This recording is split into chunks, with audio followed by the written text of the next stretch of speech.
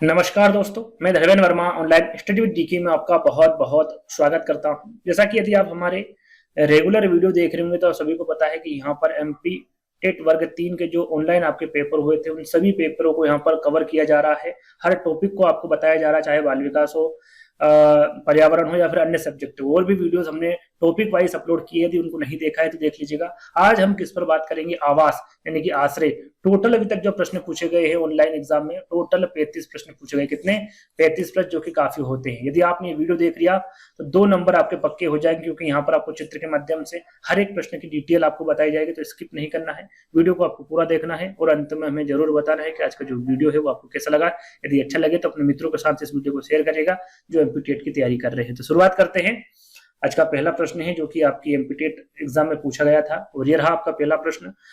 भारत के किस भाग में घर लकड़ी और बांस के बने होते हैं? वो कौन सा राज्य है जहां पर लकड़ी और बांस के घर बने होते हैं? सी टेट एग्जाम में काफी बार प्रश्न पूछा गया है, अन्य टेट में भी ये प्रश्न देखने को मिला है और आगे भी पूछा जा सकता है। क्या वो बंगाल है, पंजाब है, असम है या फिर केरल है? किस राज्य में या फिर किस भाग में घर लकड़ी और बांस के बने होते हैं? तो वो भाग या फिर वो राज्य कौन सा होगा? असम होगा। असम के साथ साथ यहाँ पर मेघालय, त्रिपुरा और मणिपुर, ये तीनों राज्य में भी लकड़ी और बांस के घर बनाए जाते हैं जहां पर वर्षा अधिक होती है। क्या होती है? जहां पर वर्षा अधिक होती है। यहाँ पर लिखा भी हुआ है यहाँ पर, और आप अच्छे से समझेंगे। देखिए, लकड़ी का घर किस प्रकार का होता है? इस प्रकार का होता है ना, इस प्रकार का घर बनाया जाता है लकड़ी का, और ये वर्षा बाहुल्य वाले क्षेत्र में बनाया जाता है, जो कि आपका असम हो गया। इनको पूर्वोत्तर राज्य बोलते हैं ना। असम हो गया, मेघालय हो गया, मणिपुर हो गया, त्रिपुरा हो गया। इन सभी राज्यों में लकड़ी के घर बनाए जाते हैं जो कि पूर्वोत्तर राज्यों के अंतर्गत आते हैं। और यहाँ पर वर्षा बहुत होती है। क्या होती है? यहाँ पर वर्षा बहुत होती है, इसलिए यहाँ पर जंगल अधिक होंगे, और वहां पर जंगल अधिक होंगे तो लकड़ी भी अधिक होगी, और उसी लकड़ी से ही अपना क्या करते हैं? घर को बनाते हैं। थोड़ी सी और जानकारी दूंगा आपको कि लकड़ी के जो घर बनाते हैं वो ढाल युक्त क्षेत्रों में बनाते हैं, जहां 10 से 12 फीट की ऊंचाई पर बनाए जाते हैं। कितने? 10 से 12 फीट। यदि इंच में पूछे, सॉरी मीटर में पूछे, तो 3 से 3.5 मीटर। ये विकल्प में जो 4 विकल्प होते हैं उसमें ये दिया जा सकता है, आपसे पूछा जा सकता है। तो यदि फीट में पूछे तो 10 से 12 फीट, और मीटर में पूछे तो 3 से 3.5 मीटर। पूर्वोत्तर के राज्य में बांस को क्या कहा जाता है? तो हरा सोना कहा जाता है। याद रखिएगा, इंपोर्टेंट है ना। और लकड़ी के घर बांस के मजबूत खंभों से बनाए जाते हैं। कैसे बनाए जाते हैं? बांस के मजबूत खंभों से। जो सकी प्रश्न में आपसे पूछा गया था कि लकड़ी और बांस के घर कहाँ पे बनाए जाते हैं, उसी प्रकार से जो बांस का उपयोग करते हैं मजबूत खंभों के लिए करते हैं। लकड़ी के घरों की दीवारें, फर्श एवं छत भी लकड़ी के ही बने होते हैं। सारी चीजें किससे बनी होती हैं? लकड़ी से ही बनी होती हैं, याद रखिएगा। और चित्र भी मैंने आपको बता दिया, इस प्रकार से वो घर बनाए जाते हैं ना। चलिए, दूसरा प्रश्न है, चांगपा पहाड़ों पर रहने वाली एक जनजाति शंकु के आकार के तंबू में रहती है। यहाँ पर देखिए, ये प्रश्न एमपी टेट के साथ साथ सी टेट में भी काफी बार पूछा गया है, और अन्य टेट में भी देखने को मिला है, आगे भी ये पूछा जा सकता है। चांगपा जनजाति के बारे में ये प्रश्न पूछा गया है, जिसे याक लिखा हुआ है यहाँ पर, है ना, जिसे याक के बालों से बुना जाता है और एक साथ सिला जाता है। यहाँ पर सिला लिखा हुआ है, सिला जाता है। वो नो लिखा हुआ है ना, थोड़ा सा मिसप्रिंट हुआ है इस प्रश्न में। और 9 डंडों से बांधा जाता है, फिर वहां करीब 2 फीट गहरी जमीन खोदकर टेंट लगाया जाता है। उसे उनके तंबू को क्या कहते हैं? सीधा सीधा यहाँ पर चांगपा जो जनजाति रहती है, जिन तंबू में रहती है, उसके बारे में पूछा गया है कि उसे क्या कहते हैं। इसे रेबो कहा जाता है। रेबो लिखा हुआ है ना, लेखो नहीं है, रेबो है, बा लिखा हुआ है। क्या वो रेबो कहा जाता है? यहाँ पर लिख देता हूँ, रेबो। क्या उसे रेबो कहा जाता है, चांगथंग कहा जाता है, तासी कहा जाता है, या फिर जूते कहा जाता है? क्या कहा जाता है? तो चांगपा जनजाति जहां पर रहती, सबसे पहले तो मैं बता दूं, ये अस्थायी तंबू होते हैं या अस्थायी घर होते हैं, है ना, जिसे क्या कहा जाता है? रेबो कहा जाता है। क्या कहा जाता है? रेबो। और जहां पर ये अपनी बकरी को बांधते हैं, जैसे कि ये जहां अस्थायी होते हैं, इधर से उधर जाते रहते हैं, तो जहां पर अपनी बकरी को रखा जाता है उसको क्या कहेंगे?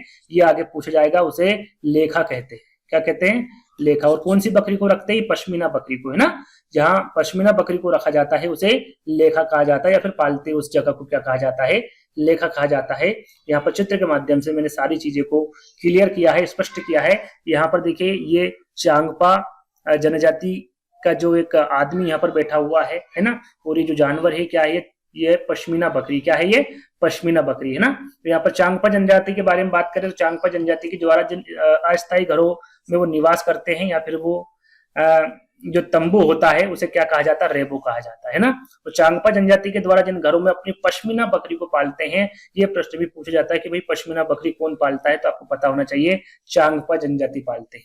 चांगपा जनजाति किस जानवर को पालते हैं, तो ये भी आपको पता होना चाहिए, पश्मीना बकरी को पालते हैं। और जहां पर पालते, जहां पर रखते हैं उसे क्या कहा जाता है? लेखा कहा जाता है। काफी इंपोर्टेंट है, पूछा जाता है, नोट कर लीजिएगा, है ना। आगे बात करें तो पश्मीना बकरी को लद्दाख केंद्र शासित प्रदेश में पाया जाता है। कहां पर पाला जाता है? यदि सीधा सीधा पूछे तो लद्दाख केंद्र शासित में पाला जाता है। और पश्मीना बकरी को चांगपा जनजाति के लोग पालते हैं, जैसे कि मैंने आपको बताया। और सबसे ज्यादा इंपोर्टेंट जो आपको पता होना चाहिए, जो पश्मीना बकरी है ये 5000 मीटर की ऊंचाई पर भी रह सकती है। जहां पर सबसे ठंडा इलाका होता है वहां पर भी जो पश्मीना बकरी है ये रह सकती है। पश्मीना बकरी 10 डिग्री सेल्सियस तापमान पर भी रहकर अपना जीवन यापन कर सकती है। ये जितना ज्यादा ठंडे में रहेगी, इसके जो बाल है उतने ही ज्यादा मुलायम होंगे, है ना। पश्मीना बकरी के जो बाल होते हैं वो मनुष्य के बाल से 6 गुना पतले होते हैं। अपने जो बाल हैं उससे भी 6 गुना पतले होते हैं पश्मीना बकरी के बाल, है ना। ये याद रखिएगा, इंपोर्टेंट है। पश्मीना बकरी के साल या स्वेटर साधारण स्वेटर की तुलना में 6 गुना ज्यादा गर्म होता है। इंपोर्टेंट पूछा जा सकता है। और सबसे ज्यादा जो अभी तक पूछा गया है विकल्प में जो पूछा जाता है कि पश्मीना के शाल या स्वेटर बनाने में कितने घंटे लगते हैं, तो लगभग 250 घंटे लगते हैं। घंटे याद रखिएगा, 250 घंटे लगते हैं ना। तो चांगपा जनजाति और कौन सा जानवर ये पालते, सारी जानकारी मैंने यहाँ पर आपको दे दी है, जिसके बारे में आपको पता होना चाहिए। चलिए तीसरे प्रश्न की ओर बढ़ते। चांगपा अपनी भेड़ बकरी को अपने हेरे के पास रखते हैं, वहां स्थान क्या है? जैसे कि मैंने अभी आपको बताया भैया कौन सा स्थान है। इसका आंसर आप मुझे पहले दीजिए कमेंट्स के माध्यम से। क्या होगा? क्या छप्पर होगा, घाटी, लेखा या फिर सेका? क्या होगा? जहां पर वो रहते हैं मैंने बताया था उसे रेबो कहा जाता है ना। क्या बताया था? उसे रेबो कहा जाता है। जहां पर ये अपनी भेड़ बकरियों को रखते हैं, अपनी पश्मीना बकरी को रखते हैं, उसे क्या कहा जाएगा? लेखा कहा जाएगा, जो कि दूसरे विकल्प में होगा।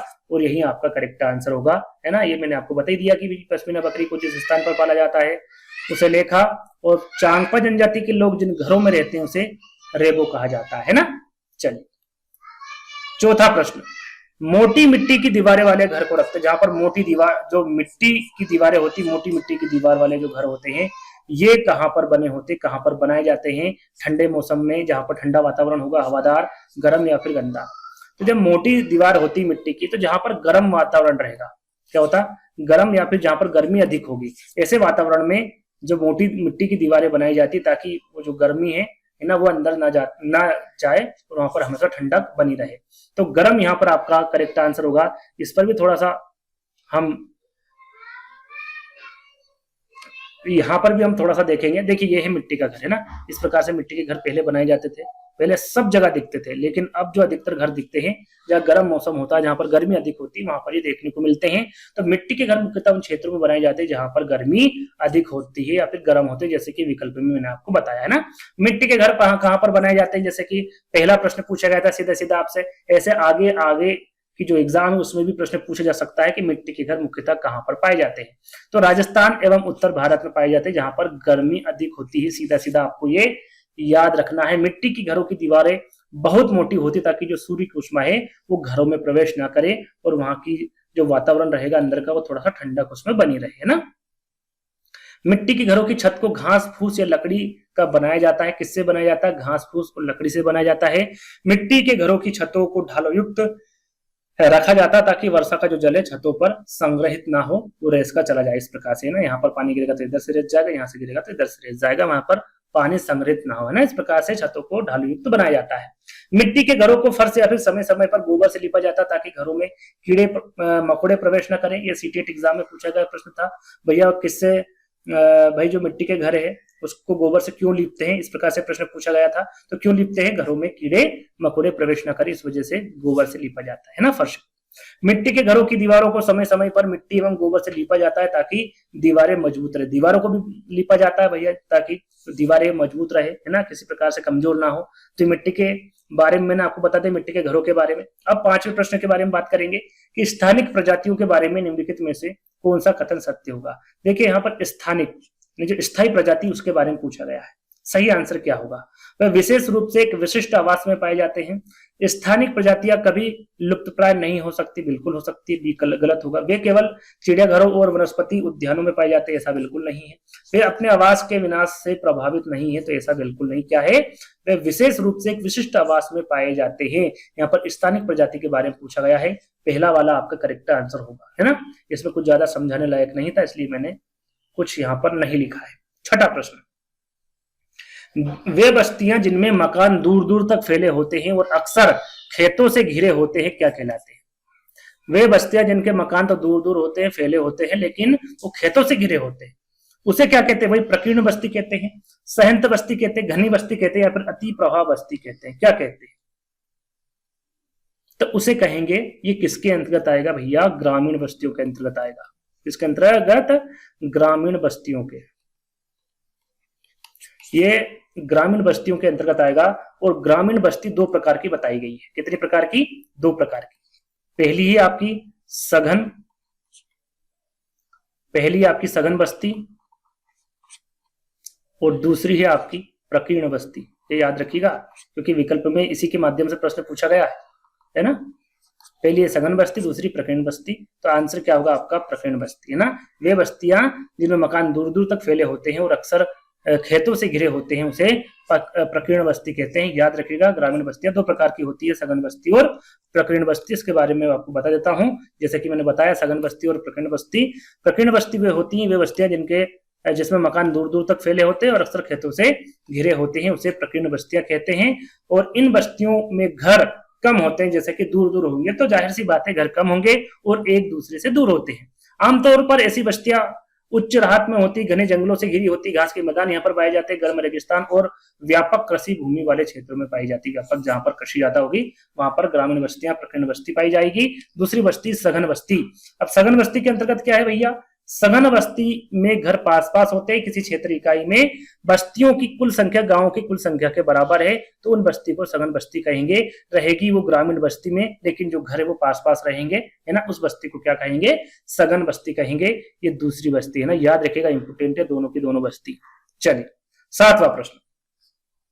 यहाँ पर एमपीटेट में बस्तियों से संबंधित बहुत ज्यादा प्रश्न पूछे गए, तो आपको ध्यान देना है। निम्नलिखित में से कौन सी बस्ती सहंत और आकार में बड़ी? यहाँ पर सहंत बस्ती या फिर आकार में बड़ी बस्ती के बारे में पूछा गया है। ग्रामीण बस्ती, देखिए यह बस्ती आकार में बड़ी नहीं होती, पहला वाला विकल्प तो आपका गलत हो गया। उपनगरीय बस्ती हो सकती है क्या? नगरी बस्ती या फिर अर्धनगरीय बस्ती? इन तीनों में से बताना है सही आंसर क्या होगा। देखिए, उपनगरीय बस्ती भी नहीं होगी यहाँ पर, क्योंकि आकार में बड़ी बताई गई है, तो वो कौन सी होगी? नगरीय बस्ती होगी। इस बस्ती सहंत और आकार में ये बड़ी होती है, याद रखिएगा। यहाँ पर हम तो इसके बारे में बात करें तो नगरीय बस्ती ग्रामीण बस्तियों के मुकाबले आमतौर पर ज्यादा सहंत और बड़ी होती है। नगरीय बस्तियों में कई तरह के अकृषि, यानी कि वहां पर कृषि नहीं पाई जाती है, आर्थिक स्थिति वहां पर मजबूत होती है और प्रशासनिक काम भी वहां पर होते हैं। कौन सी बस्ती में? नगरीय बस्ती में, याद रखिएगा। चलिए, कौन सा कारक घर की संरचना या डिजाइन को निर्धारित करता है? वहां का आकार, संरचना, भाई किस प्रकार का घर बनेगा, क्या लकड़ी का घर वहां पर बनेगा कि सीमेंट का बनेगा कि और किसी का बनेगा, तो ये किससे पता चलता है? पानी की उपलब्धता से नहीं चलता है, मौसम, जलवायु और सामग्री की उपलब्धता, उपजाऊ मिट्टी की उपलब्धता, या फिर पैसे। तो वहां की जो जलवायु होगी, जैसे कि हमने शुरू में बात की असम भैया में पानी ज्यादा होता है, इसलिए वहां पर पानी ज्यादा गिरने की वजह से वहां पर घर किसके बनाए जाते हैं? लकड़ी के। गर्मी की वजह से जहां पर हमने बात करी राजस्थान, वहां पर घर आपके मिट्टी से बनाए जाते हैं। क्यों बनाए जाते हैं? क्योंकि वहां पर गर्मी अधिक होती है। तो जलवायु, मौसम की वजह से, वहां की सामग्री की उपलब्धता की वजह से उस हिसाब से वहां के घर बनाए जाते हैं, डिजाइन बनाई जाती है। तो राइट आंसर क्या होगा आपका? मौसम, जलवायु और सामग्री की उपलब्धता, है ना। इस प्रकार से आप प्रश्नों को हल कर सकते हैं। बी वाला विकल्प आपका करेक्ट होगा। चलिए, अफ्रीका शवाना की इमारत बनाने के लिए किन सामग्रियों का उपयोग किया जाता है? अफ्रीका शवाना की यहाँ पर बात की जा रही है, या फिर कह सकते हैं अफ्रीका की जो वास्तुकला है उसकी जो सामग्रियां हैं उसको इस्तेमाल करने के लिए, उसको बनाने के लिए किसका उपयोग करते हैं भैया? सीमेंट का, लकड़ी का, मिट्टी की ईंट का, या फिर बर्फ ब्लॉक का, है ना। इस प्रकार के एमपीटेट एग्जाम में प्रश्न पूछे गए हैं ना। तो ये कुछ डीपली प्रश्न पूछे गए हैं जो कि मेरे हिसाब से तो नहीं पूछना चाहिए था। एमपीटेट वर्ग 3 की बात की जाए तो यहाँ पर इसका आंसर मैं आपको बता देता हूँ। आई होप आगे जो एक ही प्रश्न पत्र होगा उसमें इस प्रकार के प्रश्न नहीं आएंगे। इसका उत्तर मैं आपको बता देता हूं, मिट्टी की ईंट, है ना। अफ्रीका सावान की इमारतें बनाने के लिए किस सामग्री का उपयोग किया जाएगा? मिट्टी की ईंट का उपयोग किया जाएगा। साथ में यहाँ पर मिट्टी की ईंट के साथ साथ छप्पर का, लकड़ी का, मिट्टी की ईंटें, मिट्टी से बनी मिट्टी और पत्थर, इन सभी का उपयोग किया था अफ्रीका वास्तुकला में, है ना। तो आपका तीसरा वाला विकल्प आपका करेक्ट होगा। पक्षी, चूहे और शेर का आश्रय क्रमवार आपको बताना है कि भाई पक्षी कहां पर रहता है, चूहा या फिर शेर कहां पर रहता है। तो पक्षी कहां पर रहेगा? घोंसले में रहेगा। यहीं पर लिख लेते हैं, फिर आंसर ढूंढ लेंगे ना। घोंसला। चूहा आपका रहेगा बिल में, है ना, और शेर रहेगा आपका गुफा में। कहां पर? गुफा में। तो कहां पर है विकल्प आपका? फोर्थ वाला, है ना। घोंसला, बिल और मांद। मांद को ही गुफा कहते हैं ना, याद रखिएगा। गुफा को मांद या फिर मांद को ही गुफा कहते हैं। तो फोर्थ वाला विकल्प आपका सही होगा। पक्षी आपका घोंसला में रहेगा, चूहा आपका बिल में रहेगा और शेर आपका मांद या फिर गुफा में रहेगा। फोर्थ वाला विकल्प आपका सही होगा। देखिए इस प्रकार का जो विकल्प है वो कहीं नहीं दिखेगा। जैसे कि गुफा है तो गुफा पहले नंबर पे है ना, पक्षी गुफा में तो रहता नहीं है। यहाँ पर गुफा है, शेर बिल्कुल गुफा में रहेगा, लेकिन चूहा जो है वो पेड़ पर नहीं रहता है, इसलिए आपका ये वाला विकल्प भी गलत होगा, है ना। इस प्रकार से ये ले लेंगे। घोंसला आपका ये रहेगा, बिल भी ये रहेगा, लेकिन शेर जंगल में नहीं, कहां पर रहेगा? गुफा में। तो पहला वाला विकल्प भी आपका गलत होगा। सही कौन सा होगा? आपका फोर्थ वाला विकल्प, क्योंकि यहाँ पर आश्रय के बारे में पूछा गया था, है ना। तो अगले प्रश्न की ओर बढ़ेंगे। फोर्थ वाला विकल्प आपका करेक्ट होगा। अगला प्रश्न भी इसी तरीके से पूछा गया है कि भाई बंदर, सिंह और चूहे का घर क्रमशः आपको बताना। बंदर कहां पर रहता है? तो बंदर हमेशा पेड़ पर देखने को मिलेगा, है ना। सिंह आपको जैसा कि बताया कि गुफा में रहेगा, और चूहा कहां पर रहेगा? बिल में रहेगा। चार विकल्प देखे कहां पर है? पेड़, गुफा, बिल। तीसरे वाले विकल्प में है और यही आपका बिल्कुल करेक्ट आंसर है। इस प्रकार से आप इस प्रश्न को हल कर सकते हैं। चलिए अगला प्रश्न। अगला प्रश्न भी उसी प्रकार का प्रश्न है। यहाँ पर कुत्ता और बिल्ली के बारे में पूछा गया। भाई कुत्ता और बिल्ली के आश्रयों को किन नाम से नाम दिया गया है? भाई कुत्ता और जो बिल्ली रहते हैं जहां पर, उसका नाम क्या दिया गया है? उसे क्या केनल कहते हैं, सहकारी कहते हैं, कुटिया कहते हैं या फिर खलियान कहते हैं? काफी अच्छा प्रश्न है ना। सोचने लायक प्रश्न है कि भैया इसका सही आंसर क्या होगा। इसका सही आंसर होगा केनल। याद रखिएगा, कुत्ता और जब बिल्ली रखते हैं या फिर उनके जो आश्रय है उसे क्या कहेंगे? उसका क्या नाम दिया गया है? केनल नाम दिया गया है। पहला वाला जो विकल्प होगा वो बिल्कुल आपका करेक्ट आंसर होगा। कुत्ते और बिल्ली का आश्रय को केनल के नाम से जाना जाता है या फिर उसे केनल नाम दिया गया है। चलिए ये भी काफी अच्छा प्रश्न पूछा गया था आपसे। मलोका एक प्रकार का क्या? भाई मलोका क्या है? खाना है, जानवर है, चिड़िया है या फिर मकान है? क्या है मलोका? इसका मैं चित्र भी आपको बताऊंगा। तो मलोका क्या है? ये एक प्रकार का मकान है। क्या है? ये एक प्रकार का मकान है, जो कि यहां पर आप चित्र के माध्यम से देख सकते हैं। ये होता है मलोका। इसे मलोका कहा जाता है। मलोका अमेजन के स्वदेशी लोग रहने के लिए बनाने वाले। यहां पर पूछे कि कौन से लोग भैया मलोका में रहते, तो अमेजन के स्वदेशी लोग। याद रखिएगा, रहने के लिए बनाने वाले लंबे घरों का एक प्रकार होता है। देखिए लंबा घर है ना, और यह मुख्य रूप से कोलंबिया और ब्राजील में पाए जाते हैं। ये याद रखिएगा, विकल्प में कोलंबिया और ब्राजील दे तो आप क्लिक कर दीजिएगा, आपका सही आंसर होगा। और इस प्रकार के घर को क्या कहा जाता है? मकोला कहा जाता है, जो कि अमेजन के स्वदेशी लोग रहने के लिए बनाते हैं। और मुख्य रूप से कहां पर पाया जाता है? तो कोलंबिया और ब्राजील में पाया जाता है। याद रखिएगा, इंपोर्टेंट है। निम्नलिखित में से कौन सा आश्रय का सबसे प्रारंभिक रूप जहां पर पहले लोग रहते थे, है ना? क्या वो कच्चे घर में रहते थे, गुफाओं में, पक्के घर में या फिर नाव में?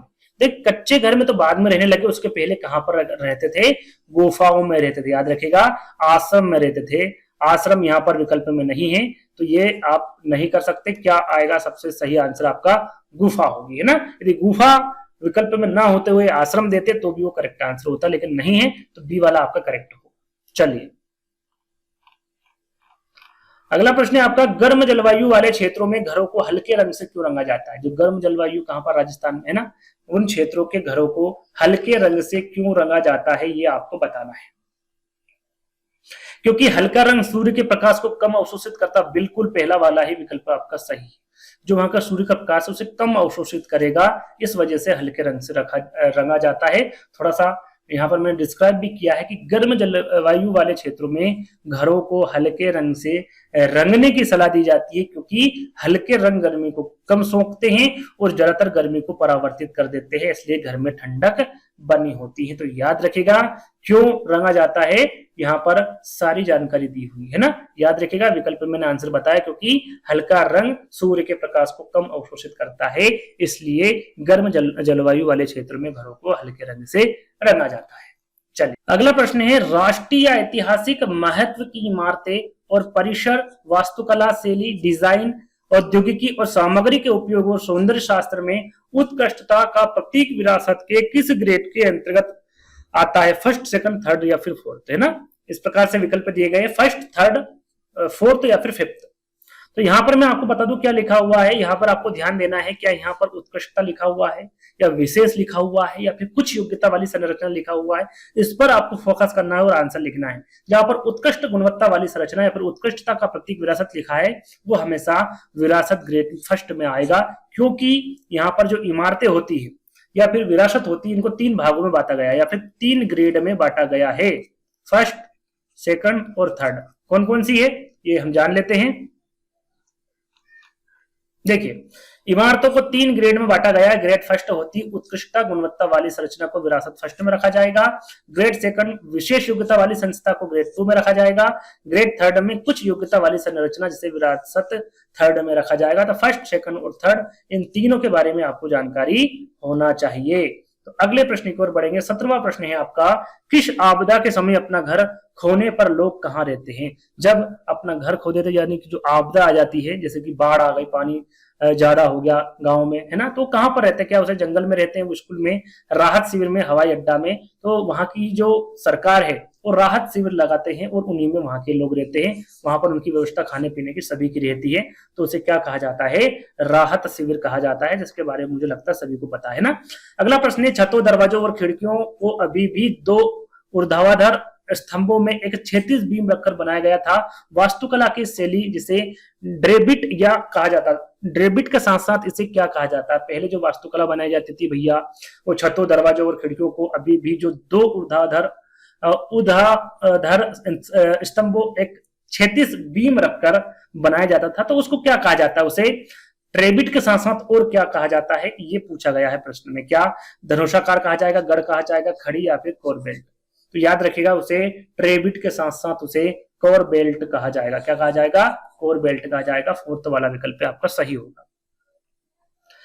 अगला प्रश्न, हाउस बोट, पानी और इग्लू, यहाँ पर डेस लिखा हुआ है। यहाँ पर कहने का मतलब है जो हाउस बोट पानी में रहती है, जो इग्लू है ये कहां पर रहते हैं? क्या बर्फ में रहते हैं, नदी में, रेत में या फिर मिट्टी में? तो जैसे कि हाउस बोट पानी में रहते हैं, ऐसे ही इग्लू कहां पर रहते हैं?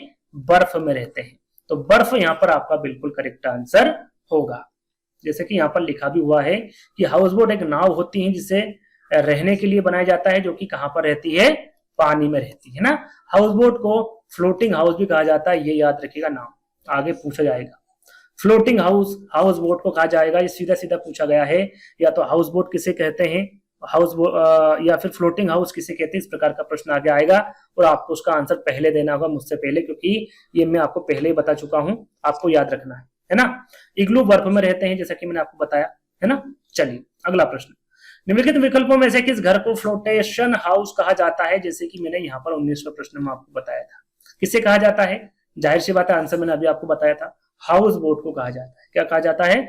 हाउस बोट को क्या कहा जाता है? फ्लोटेशन हाउस कहा जाता है, जैसे कि मैंने आपको अभी 19वें प्रश्न में बताया था। चलिए अगला प्रश्न, हाउस बोट को फ्लोटिंग हाउस कहा जाता है और यह एक नाव होती है जिसे रहने के लिए बनाया जाता है। इसे एक जगह से दूसरी जगह ले जाया जा सकता है, जैसे कि अभी हमने जिक्र किया था, है ना। अगला प्रश्न, मंदिर के ऊपर का शिखर हाथों से उठाने के लिए बहुत भारी हुआ करता था, इसलिए मंदिर के शीर्ष पर निर्मित बोल्डर को रोलर्स पर रखा और इसे ऊपर तक घुमाया। कैसे घुमाया भैया? पहले आपको पता ही होगा कि पहले क्रेन वगैरह तो हुआ नहीं करती थी, तो ये कैसे किया जाता था? सीढ़ियों द्वारा, ढलान द्वारा, त्रियत्रा द्वारा या फिर बलुआ पत्थर द्वारा? तो ये कैसे किया जाता था ऊपर तक घुमाओ? तो ये किया जाता ढलान के द्वारा। कैसे? ढलान के द्वारा किया जाता था। यहाँ पर देखिए, उस समय क्रेन नहीं थी, इसलिए वास्तुकारों ने मंदिर के शीर्ष पर एक ढलान बनाई और पत्थर के गोले को रोलर पर रखकर उसे ऊपर घुमाया, है ना, कैसी? ढलान बनाकर। तो यहाँ पर ढलान आपका करेक्ट आंसर होगा, यानी कि दूसरा वाला। अगला प्रश्न, पर्यावास, आवास या फिर हैबिटेट शब्द का अर्थ क्या? इसे प्राकृतिकवास भी कहते हैं। एक और शब्द लिख लीजिए, प्राकृतिकवास। प्राकृतिकवास, पर्यावास, आवास या फिर हैबिटेट शब्द का क्या अर्थ है? क्या अर्थ है भैया? जंगल में एक विशिष्ट क्षेत्र जहां केवल जंगली जानवर रहते हैं, पहला गलत है, नहीं होगा। वन का एक विशिष्ट क्षेत्र जहां केवल पक्षी रहते, ये भी नहीं होगा। समुद्र में एक विशिष्ट स्थान जहां कोई मछली नहीं रहती, ये भी नहीं होगा। भौतिक वातावरण जिसमें एक जीव रहता, बिल्कुल। प्राकृतिकवास, पर्यावास, आवास या फिर हैबिटेट शब्द का क्या अर्थ होगा आपका? भौतिक वातावरण जिसमें एक जीव रहता है, जिसमें सभी प्रकार के जीव आ गए, है ना, उसे पर्यावास कहेंगे, प्राकृतिकवास कहेंगे, आवास कहेंगे या फिर हैबिटेट कहेंगे। जैसा कि यहाँ पर लिखा भी हुआ है कि आप पर्यावास या प्राकृतिकवास किसी प्रजाति विशेष के पौधे या जीवों या अन्य जीवधारियों के रहने का एक पारिस्थितिकी या पर्यावरणिक क्षेत्र है। अगला प्रश्न, निम्नलिखित में से कौन शहरीकरण का मुख्य सकारात्मक प्रभाव है? शहरीकरण का मुख्य सकारात्मक प्रभाव क्या? मुख्य पूछा गया भैया, है ना। परिवहन सुविधा होती है शहरीकरण में, औद्योगिकरण भी होता है, स्वास्थ्य देखभाल की सुविधा भी होती है, लेकिन मुख्य सकारात्मक जो प्रभाव होगा वो आपका क्या होगा? रोजगार होगा। क्यों जाता है शहर में आदमी? रोजगार ढूंढने के लिए, है ना। ये सुविधाएं होगी लेकिन मुख्य तौर पर आपका रोजगार होगा, है ना। डी वाला विकल्प आपका करेक्ट होगा। अगला प्रश्न, आवास का प्रभाव जो समशीतोष्ण क्षेत्रों के लिए सबसे उपयुक्त है क्योंकि यहाँ जानवरों को भारी हिमपात, बारिश और तेज हवाओं से बचाता है, इस प्रकार के आवास को क्या कहेंगे? क्या कहेंगे इस आवास को जो भारी हिमपात, बारिश, तेज हवाओं से बचाता है? क्या उसे ओपन हाउस सिस्टम कहेंगे? ओपन रहेगा ये हाउस तो ये होगा ही नहीं। ढीली आवास प्रणाली, ये भी चारों तरफ से खुला रहेगा तो ये भी नहीं होगा। काउंटर हाउसिंग सिस्टम भी नहीं होगा। क्या होगा? पारंपरिक आवास प्रणाली। क्या होगा? पारंपरिक आवास प्रणाली। इसमें भारी हिमपात, बारिश और तेज हवाओं से बचाया जा सकता है, इस आवास को पारंपरिक आवास प्रणाली कहेंगे, है ना। थोड़ा सा इसके बारे में जानकारी दे देता हूं मैं आपको। पारंपरिक आवास प्रणाली आवास का प्रकार जो समशीतोष्ण क्षेत्रों के लिए सबसे उपयुक्त है क्योंकि यह जानवरों को भारी हिमपात, बारिश, तेज हवाओं से बचाता है, इस प्रकार के आवास को पारंपरिक आवास प्रणाली कहते हैं। एक और विकल्प में था ढीला आवास। क्या था? ढीला आवास प्रणाली। अब ये क्या है भैया? क्योंकि इसके बारे में आगे प्रश्न पूछा जाएगा इसलिए मैंने इसको रखा है। ढीला आवास यह अवस्था में जानवरों को खुले क्षेत्र में समूह में दिन और रात के दौरान खुला रखा जाता है और एक तरफ से शेड से ढका होता है, यानी कि यहाँ पर खुला छोड़ दिया जाता है जो जानवर होते हैं उनको, है ना। उसको क्या कहते हैं? ढीला आवास कहते हैं। अगला प्रश्न, आवास व्यवस्था के उस, यहाँ पर आवास से काफी प्रश्न पूछे गए एमपी टेट में, है ना। ये इसी प्रकार के प्रश्न अब आएंगे आपके लिए। आवास व्यवस्था के उस प्रकार का नाम बताइए जिसमें जानवरों को विपरीत दिशा में शेड में बांधा जाता है, शेड की सफाई और गायों का दूध दूहना आसान है और पशु में रोग संचरण की संभावना कम होती है। उदाहरण के तौर पर ये एक गाय बांधने वाला बना हुआ है ना, ये बीच में आने जाने का रास्ता है। यहाँ पर जो गाय बांधी जाएगी उसका जो मुंह है वो इधर रहेगा, इस साइड मुंह रहेगा गाय का, और जो दूसरी तरफ गाय बांधी जाएगी उसका भी मुंह इधर रहेगा। जानवर, गाय, है ना, जानवरों में और भी पशु आ जाते हैं लेकिन यहाँ पर गाय का जिक्र हो रहा है इसलिए यहाँ पर गाय, इधर मुंह है, इधर मुंह है इनका। यहाँ पर देखिए बताया गया कि जानवरों को विपरीत दिशा में शेड में बांधा जाता है, शेड की सफाई और गायों का दूध दोहन करते हैं। तो यहाँ पर ये जो इलाका है, पीछे का जो इलाका है, ये एक दूसरे के विपरीत नहीं है, सिर्फ मुंह विपरीत है ना, ये इनके पास पास है। इससे आप इस प्रश्न को उजागर कर सकते हैं, इसका आंसर पता कर सकते हैं। कैसे? आवास की पूंछ से पूंछ प्रणाली, बिल्कुल पूंछ से पूंछ प्रणाली है।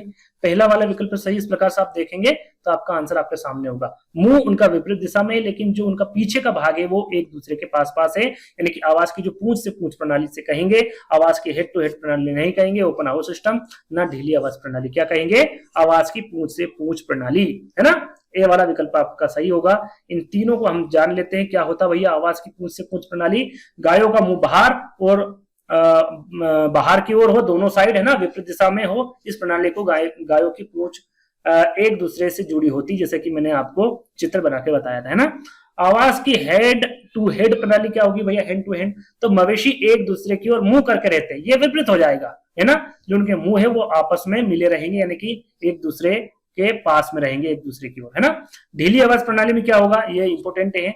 पशुओं को दिन रात खुले बाड़े में रखते हैं। ये इस प्रणाली में पशुओं के लिए खुले मैदान में आश्रय की सुविधा होती है जहां वे गर्मी, सर्दी या फिर बारिश से बच सके।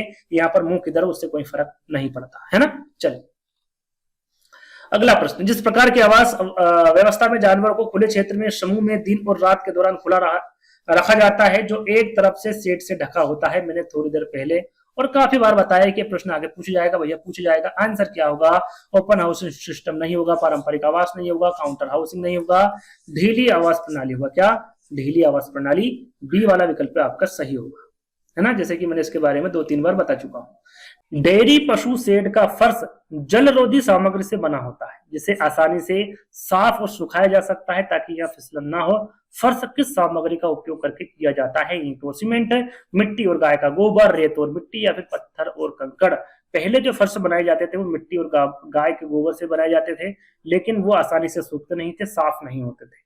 लेकिन फिर जो बनाए गए फर्श वो ईंट और सीमेंट के बनाए गए, जो कि जलरोधी भी होते हैं, जिसे आसानी से साफ और सुखाया भी जा सकता है। तो यहाँ पर पहला वाला विकल्प आपका बिल्कुल करेक्ट होगा। चलिए अगला प्रश्न, किसी भी प्रकार या आकार के आवासों के समूह जहां मनुष्य रहते हैं वो क्या कहते हैं? नगरीकरण, ग्रामीणीकरण, जनसंख्या, फिर मानव बस्ती, क्या कहते हैं? सरल सा प्रश्न है, दिमाग लगाइए, जल्दी से आंसर दीजिए इसका क्या होगा।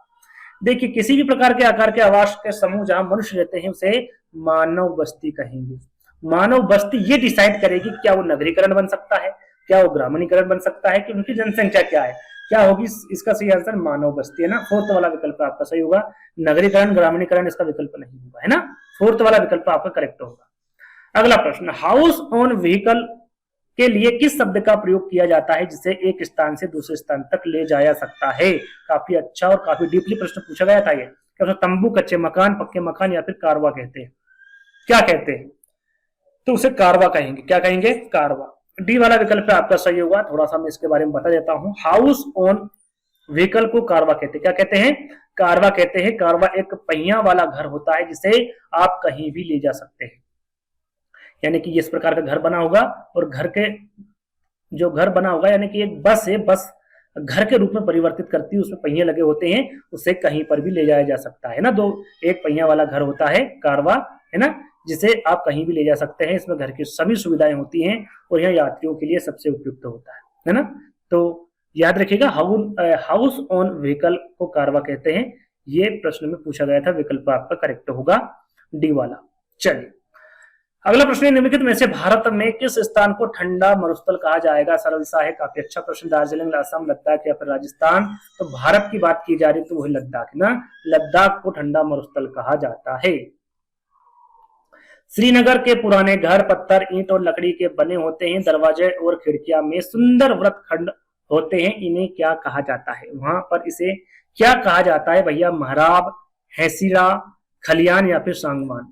तो उसे कहा जाता है महराब। याद रखिएगा, श्रीनगर में जो पुराने घर होते हैं पत्थर, ईंट और लकड़ी के बने होते हैं, या फिर दरवाजों और खिड़कियों में सुंदर वृत्तखंड होते हैं, उसे वहां पर क्या कहा जाता है? महराब कहा जाता है। पहला वाला विकल्प आपका सही होगा। चलिए, कोई भी स्थान जिनके लिए ऐतिहासिक और स्थापत्य या सांस्कृतिक के संरक्षण की आवश्यकता होती है उसे क्या कहते हैं? विरासत परिषद, धनुषाकार, कोर बेल्ट, या फिर इच्छुक विरासत? तो देखिए, यहाँ पर ऐतिहासिक, सांस्कृतिक, स्थापत्य, संरक्षण की आवश्यकता होती तो उसे विरासत परिषद कहेंगे। क्या कहेंगे? विरासत परिसर कहेंगे। पहला वाला विकल्प आपका सही होगा। यह प्रश्न मैं पहले भी बता चुका हूं आपको, है ना। अगला प्रश्न, विरासत के प्रति जागरूकता के संबंध में इसे INTACH के नाम से भी जाना जाता है ना, ये इसका शॉर्टकट नेम है। इसका पूरा नाम क्या है पूछा गया है, तो इसका पूर्ण नाम क्या है यह आपको बताना है। कला और सांस्कृतिक विरासत के लिए भारतीय राष्ट्रीय न्यास, बिल्कुल सही। पहला वाला विकल्प आपका सही होगा। यहाँ पर INTACH का जो पूरा नाम है, या फिर विरासत के प्रति जागरूकता के संबंध में इसका पूरा नाम है कला और सांस्कृतिक विरासत के लिए भारतीय राष्ट्रीय न्यास। इसे इंग्लिश में क्या कहेंगे? सारी चीजें मैंने यहाँ पर लिखी है, आप देख सकते हैं कि इसका जो फुल फॉर्म होगा वो Indian national trust for art and culture heritage होगा। यदि हिंदी की जगह इंग्लिश में दे रहे तो आपको पता होना चाहिए। इसे कला और सांस्कृतिक विरासत के लिए भारतीय राष्ट्रीय न्यास कहेंगे। इसकी जो स्थापना है वो 1984 को की गई थी। कहां पर? नई दिल्ली में की गई थी। कहां पर? नई दिल्ली में, है ना। और यहाँ विरासत के संरक्षण और जागरूकता को बढ़ाने के लिए काम करती है। किसके लिए? विरासत के संरक्षण और जागरूकता को बढ़ाने के लिए। अगला प्रश्न, श्रीनगर में कई परिवार एक नाव में रहते हैं जो अंदर से अलग अलग कमरों वाले घर की तरह है, जो मुख्य रूप से डल झील, यहाँ पर डल लिखा हुआ है, डल झील और झेलम नदी में देखा जाता है, उसे क्या कहते हैं? बोट हाउस, घाटी, खातबंद, या फिर तालाबंदी? तो एक क्यूज के तौर पर ही आपको आंसर दे रहा हूं, इसका आंसर आपको कमेंट के माध्यम से बताना है। 34 का सही आंसर क्या होगा, ये आपको कमेंट्स के माध्यम से बताना है ना। कैसे बताएंगे, कमेंट्स के माध्यम से इसका आंसर बताना है कि इसका सही आंसर क्या होगा। ए बोटर हाउस होगा, बी घाटी होगा, सी खारतबंद होगा, या फिर डी तालाबंदरी होगा। क्या होगा इसका आंसर, आपको सभी को कमेंट्स के माध्यम से आंसर देना है जो ये वीडियो देख रहे हैं ना। तो अगले प्रश्न की ओर बढ़ेंगे। अगला प्रश्न है, कौन सा किला यूनेस्को की विश्व धरोहर स्मारक है जो आसपास के मैदान से लगभग 30 मीटर ऊपर एक पहाड़ी पर है। 1991 में ही पाइप से पानी प्राप्त हुआ था। यहाँ पर जैसा कि मैंने बताया था टोटल 35 प्रश्न आपको मिलेंगे। ये अंतिम प्रश्न है जो कि आपकी एमपीटेट एग्जाम में पूछे गए प्रश्न है। ये 35 प्रश्न पूछे गए थे। इन प्रश्नों को छांटना है ना, इसकी पीडीएफ बनाना, वीडियो बनाने में काफी समय लगता है। तो वीडियो आपको अच्छा लग रहा है तो लाइक जरूर कीजिएगा, कमेंट के माध्यम से भी बता दीजिएगा। यहाँ पर किले के बारे में पूछा गया था, उस किले का नाम क्या है, जैसलमेर किला है ना। क्या है, जैसलमेर किला है। तो यहीं पर आज के आपके जो 35 प्रश्न थे वो यहीं पर समाप्त होते हैं। आज का वीडियो कैसा लगा कमेंट्स के माध्यम से जरूर बताएगा। एक नई वीडियो के साथ मिलेंगे जल्दी ही, जब तक के लिए धन्यवाद।